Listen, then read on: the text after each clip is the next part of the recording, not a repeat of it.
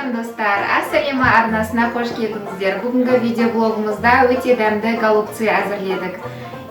Видеоны аяғына дейін көруіңізді сұраймын.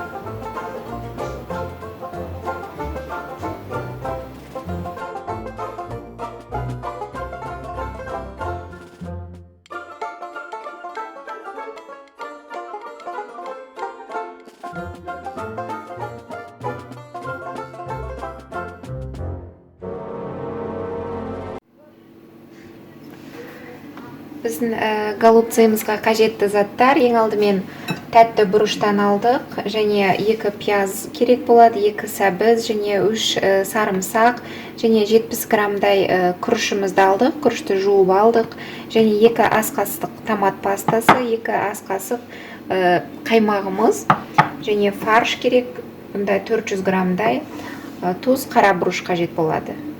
Жуылған күрішімізді ыстық қайнаған суға бұқтырып қоямыз.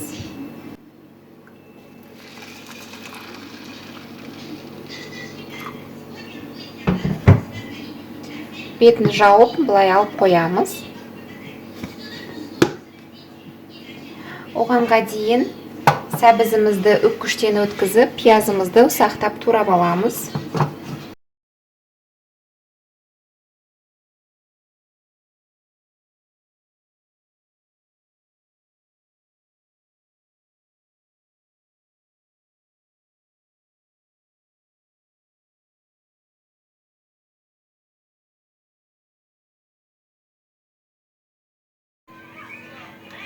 Оттың астын жағып, табамызға майымызды құйып алдық. Мен зәйтүн майын құйдым кішкене, және біз қызған кезде пияз бен сәбізімізді қуырып аламыз сарғайғанша. Пиязымызды саламыз. Және артынан сарымсағымызды. Пиязымыз сарғайғанға дейін қуырамыз.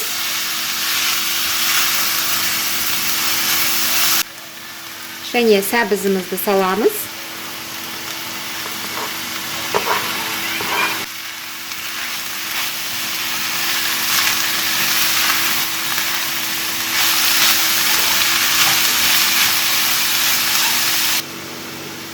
Кішкене тұз себеміз.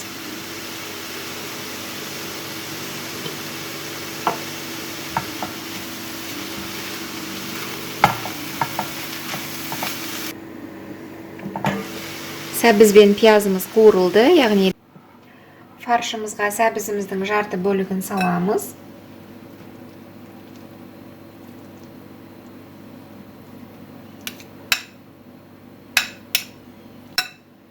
Және күрішімізді саламыз.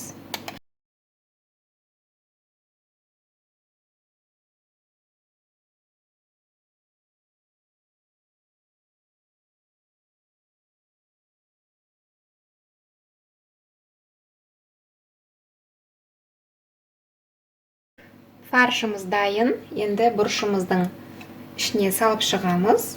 Өте нығыздап салмаймыз, өйткені күріш пісу керек, піскен кезде өседі күрішіміз.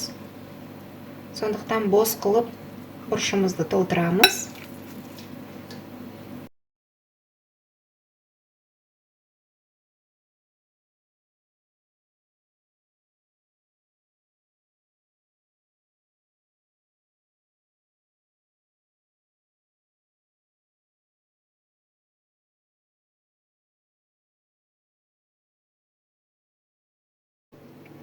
Бұрыштарымызды фаршпен толтырып алдық, және қалған сәбізімізді кастрюлемізге салып,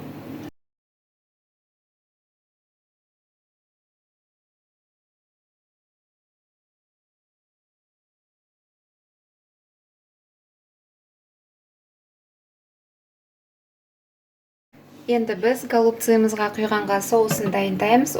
2 ас қасық қаймағымызды саламыз.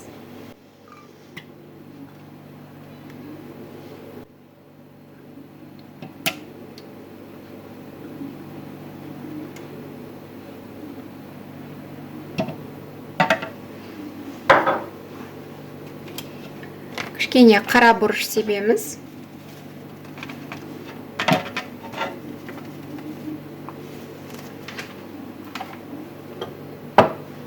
және тұз қосамыз.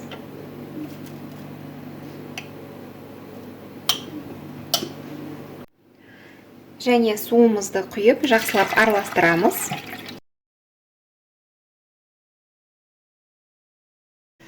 Кастрюлемізді отқа қойдық және дайындап алған соусымызды бұрыштарымыздың бетіне құйып шығамыз.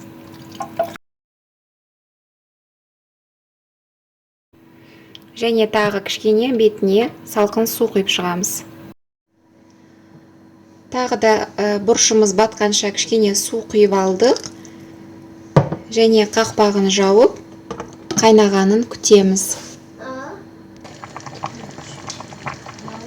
Бұрышымыз қайнай бастады және 1-2 тал лавр жапырағын қосып қоямыз.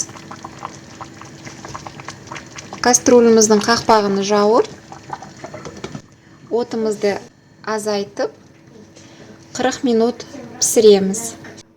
Мінекей, біздің бүгінгі голубцайымыз дайын болды.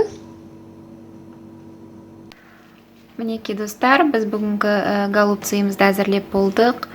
Рецепт ұнаса, каналыма жазылып, лайк басуды ұмытпаңыздар. Және міндетті түрде осы рецепт бойынша әзірлеп көріңіздер. Өте дәмді. Қаймақтан жасалған соуспен өте дәмді шығады. Және видеомды өз таныстарыңызбен бөліссеңіздер болады. Каналға жазылыңыздар. Сау болыңыздар.